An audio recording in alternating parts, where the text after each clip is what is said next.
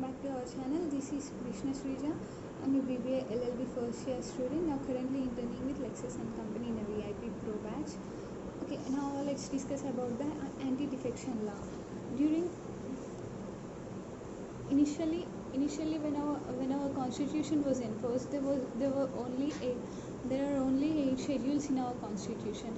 Later, through some amendments, 4 more schedules were added to our constitution. Among those 4, one of the important schedule was Schedule 10. It was added through 52nd Amendment in 1985. This is done during the time of when Rajiv Gandhi was our Prime Minister. Okay, so what is this anti-defection law? Actually, this law is to prevent the politician, MLAs and MPs from changing their loyalty with their political parties. This is what hampers the stability of our government. So, for example, if A is a member contesting in an elections from a party called XYZ, and he won the elections. After winning the elections, he is not allowed to change to another political party. So this is called anti-defection law.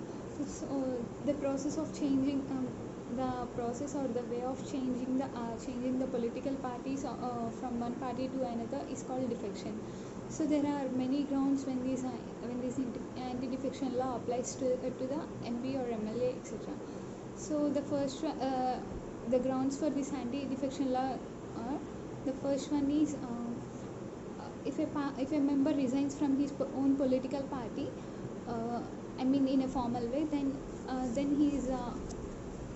his membership will be disqualified, and he is defected. And in this case, the anti-defection law applies.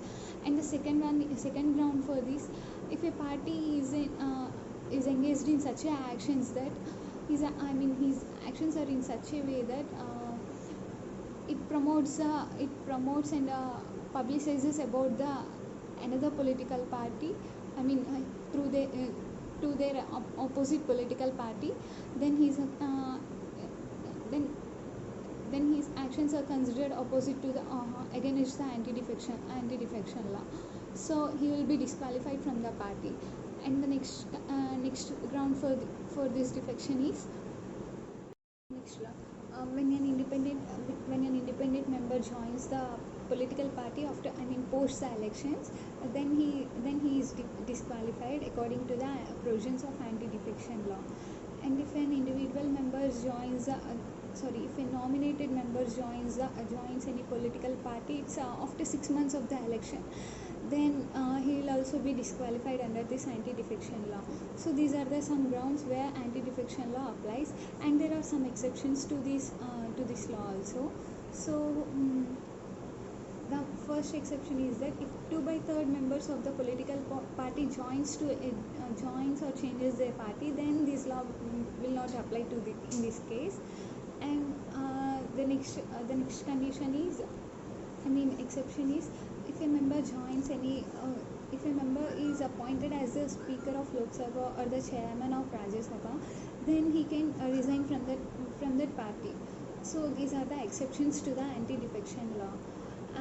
And now let's discuss who has the deciding authority over this law. Who can decide whether a member is disqualified under this law, or he is exempted from this law. So only the Chairman of Rajya Sabha or the Speaker of Lok Sabha in case of Lok Sabha, and Chairman of Rajya Sabha is our Vice President. So only they can decide whether a member can be disqualified or not, and the courts has no jurisdiction in this case. And the time period to decide whether a member is disqualified or not is not mentioned in our constitution.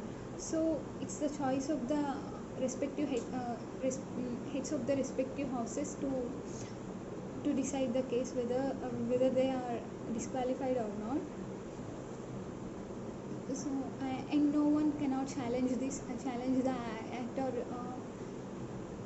challenge the decisions of the respective heads of the houses in the court of law on any grounds. So this make a very big criticism about this law. And one more thing about this is, courts cannot intervene in the middle of this process, but they can intervene once the respective head of the bodies made any decisions. After the decision, the petitioner can challenge it in court of law. So the only option in case of any mistake done here is that option for the petitioner is to wait until the respective head to decide the decision on the particular cases.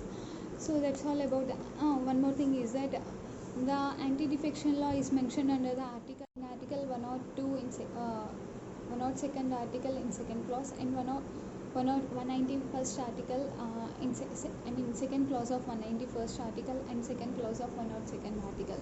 So in these provisions, all the details about the anti-defection law are mentioned. So this is all about the anti-defection law. That's all for the day. Thank you.